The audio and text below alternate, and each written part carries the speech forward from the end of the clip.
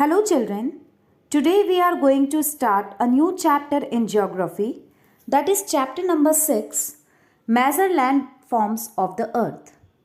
Children, in this chapter we will study about the concept of major landforms of the earth like mountains, plateaus and plains.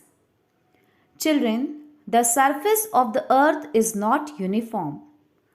The surface of the earth is not plain everywhere. These variations on the land surface are called landforms. The landforms on the earth's surface have been created and developed by two types of forces: internal forces and external forces. Internal forces, they originate from within the earth.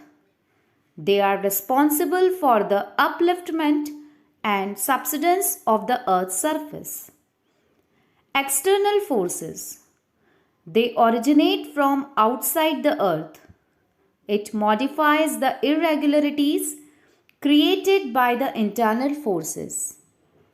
The external forces continuously wear down and rebuild the land surface.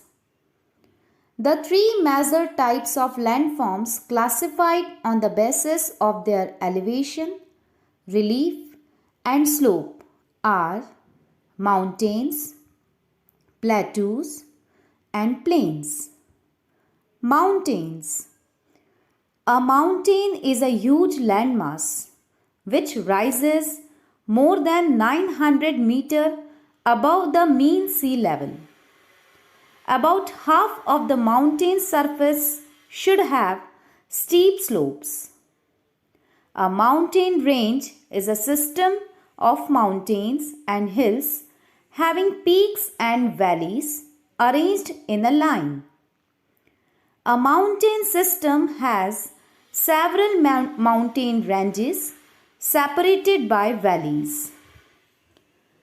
First, fold mountains. Most of the mountain ranges of the world, such as the Himalayas, the Alps, the Rockies and the Andes, are fold mountains. As these mountains have been formed recently, they are also known as young fold mountains. Block mountains.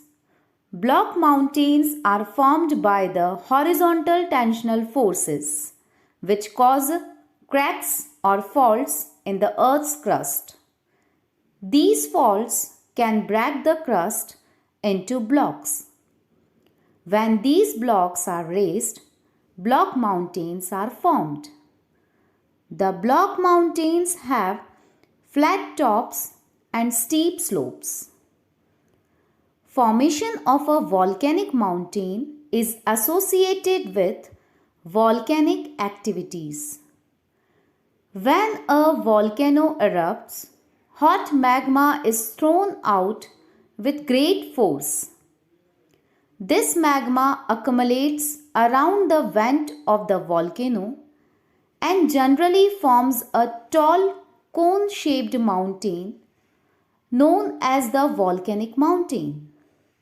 Kilimanjaro in Africa, Fusiyama in Japan are the example of volcanic mountains. Uses of mountains.